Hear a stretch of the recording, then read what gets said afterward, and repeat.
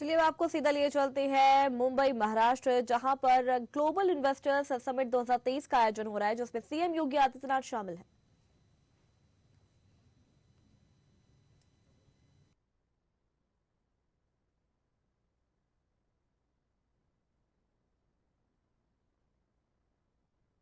कर रहा है और हमारी पूरी टीम को आगे बढ़ने की भी कर रहा है।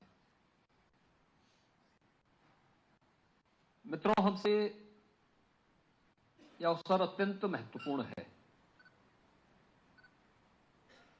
क्योंकि इस देश ने अपनी आजादी के अमृत महोत्सव को अभी मनाया है। अमृत महोत्सव का जो प्रधानमंत्री जी ने हम सबके सामने जो पंचप्राण की बात की है,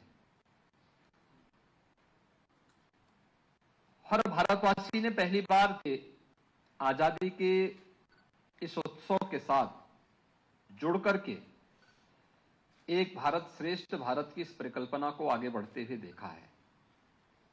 हर घर तिरंगा उसका एक उदाहरण है। आपने देखा होगा, सुदूर गांवों से लेकर के उन वनवासी क्षेत्रों में भी तिरंगा लहराता हुआ दिखाई दे रहा था। यह इस नए भारत की वह तस्वीर है जो हर भारतवासी को जाति, मत, मजहब, क्षेत्र, भाषा से ऊपर उठा करके विकास की एक नई आशा उसके मन में एक नए उमंग के साथ जगा करके आगे बढ़ाने के लिए प्रेरित करती है। और इस देश के यशस्वी प्रधानमंत्री जी के नेतृत्व में जब हमने आजादी के अमृत महोत्सव को मनाया है, यह आनंद हमारे लिए और भी कई गुना बढ़ा है। जब जिस ब्रिटेन ने 200 वर्षों तक भारत में शासन किया था, उस ब्रिटेन को पछाड़ करके भारत दुनिया की 5वीं बड़ी अर्थव्यवस्था बनता है, तो हर भारतवासी के लिए यह गौरव की बात होती है। और मित्रों, आजादी के अमृत महोत्सव वर्ष में भारत को प्रधानमंत्री मोदी जी के यशस्वी नेतृत्व में G20 की लीडरशिप भी मिली है। भारत G20 के दुनिया के उन 20 प्रतिष्ठित देशों का नेतृत्व कर रहा है जहां पर दुनिया की 60% आबादी निवास कर रही है। दुनिया के 75% ट्रेड पर जिनका अधिकार है, दुनिया के 85% जीडीपी पर जिन देशों का अधिकार है, और दुनिया के 90% पेटेंट पर भी जिन देशों का अधिकार है, उन देशों को आजादी के अमृत महोत्सव वर्ष में भारत को नेतृत्व करने का अवसर प्राप्त हो रहा है। यह हर भारतवासी के लिए गौरव की बात होनी चाहिए। और इसलिए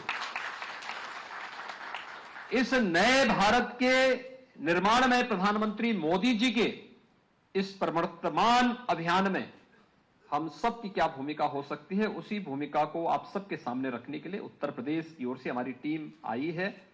और मुझे प्रसन्नता, इतनी भारी संख्या में आप सब मुंबई के इस रोड शो में यहां पर एकत्र हुए हैं। मैं आप सबका उत्तर प्रदेश शासन की ओर से हृदय से स्वागत करता हूं, आप सबका अभिनंदन करता हूं। जैसा यहां पर जो प्रेजेंटेशन आपके सामने हुए हैं, जो मेरे पूर्व वक्ताओं ने भी आपके सामने अपनी बातें यहां पर कही हैं, कहने के लिए उत्तर प्रदेश 25 करोड़ की आबादी का, देश की सबसे बड़ी आबादी का राज्य है। और अगर दुनिया के अंदर आप देखेंगे तो 4 ही देश ऐसे हैं जिनकी 25 करोड़ से अधिक की आबादी है। स्वाभाविक रूप से संभावनाएं हमारे पास हैं। दुनिया के अंदर कौन सा ऐसा सेक्टर है जिसमें यूपी के अंदर संभावना ना दिखती हो। और पिछले 8 वर्ष में प्रधानमंत्री मोदी जी के यशस्वी नेतृत्व में, उनके मार्गदर्शन में देश के अंदर जो कार्य हुआ है हम सबके सामने है। उत्तर प्रदेश ने भी पिछले 6 वर्ष के अंदर इन सभी सुविधाओं का बेहतर लाभ लिया है। उत्तर प्रदेश देश के अंदर सबसे अच्छी फर्टाइल लैंड रखता है। अगर आप कृषि और कृषि से संबंधित क्षेत्र में ही अगर देखेंगे, हमारे पास देश के अंदर कि कुल एग्रीकल्चर की जो लैंड है उसमें से 11% हिस्सा यूपी के पास है।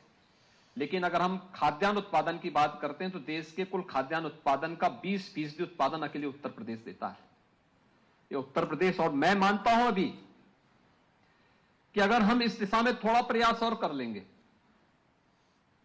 तो जितनी अभी तक हमारा खाद्यान्न उत्पादन है इसमें 3 गुना वृद्धि करने की सामर्थ्य अभी उत्तर प्रदेश रखता है, और यह उत्तर प्रदेश के अंदर हम लोग वर्तमान में कर रहे हैं। उत्तर प्रदेश फूड प्रोसेसिंग का एक बहुत बड़ा हब बन सकता है। प्रचुर जल संसाधन हमारे पास है, दुनिया की सबसे अच्छी उर्वरा भूमि हमारे पास है, डेयरी सेक्टर में अनंत संभावनाएं उत्तर प्रदेश के अंदर है। उत्तर प्रदेश ने कानून व्यवस्था कैसे होनी चाहिए, 2017 के पहले या उससे पहले भी आपको अनुभव मिला होगा, देखे होंगे आप लोग, हर दूसरे तीसरे दिन एक दंगा होता था। 2017 से 2022 के बीच में यूपी में कोई दंगा नहीं हुआ, एक भी दंगा ना होना, कहीं भी कोई सुरक्षा में सेंध लगाने की बात तो बहुत दूर है, कोई उधर सोच भी नहीं सकता है। आज ये स्थिति उत्तर प्रदेश के अंदर है, हर व्यक्ति वहां पर पूरी निश्चिंतता के साथ निवेश कर सकता। बेहतर कानून व्यवस्था की स्थिति, लैंड बैंक, लोगों को प्रयास करना होता है। हमारे यहां एंटी भूमाफिया टास्क फोर्स है, उसने भूमाफियाओं से 64,000 हेक्टेयर लैंड उनके कब्जे से मुक्त करा करके अपने कब्जे में ली, और इसमें हम लोगों ने तेजी के साथ निवेश के कार्यक्रम को आगे बढ़ाना प्रारंभ किया। उत्तर प्रदेश ने आज एक बेहतरीन लैंड बैंक आज हमारे पास उत्तर प्रदेश के अंदर है, और सभी और है। एशिया का जो सबसे बड़ा एयरपोर्ट जेवर में बन रहा है, आपने उसकी कहानी को देखा होगा। जब हम लोगों ने, मैंने 2017 में इसकी घोषणा की थी कि हम लोग जेवर में एक इंटरनेशनल एयरपोर्ट बनाएंगे, लोग मुझसे कहते थे सब क्या कर रहे हैं, तो मैंने कहा भी एयरपोर्ट बनना चाहिए यहां पे। लोगों ने कहा कि नहीं नहीं, आपको मालूम है भट्टा पारसोल यही तो हुआ था गोलीकांड। तो मैंने कहा क्यों हुआ था, कहा कंपनसेशन को लेकर के। तो मैंने कहा हमारे रहने पर कंपनसेशन का कोई प्रॉब्लम नहीं होगा। और आप आश्चर्य करेंगे कि हमने अब तक वहां पर ज्यूरिक इंटरनेशनल एची के माध्यम से उस इंटरनेशनल एयरपोर्ट के निर्माण की कार्रवाई को आगे बढ़ाया है। फर्स्ट फेज, सेकंड फेज के बाद थर्ड और फोर्थ फेज की लैंड भी हम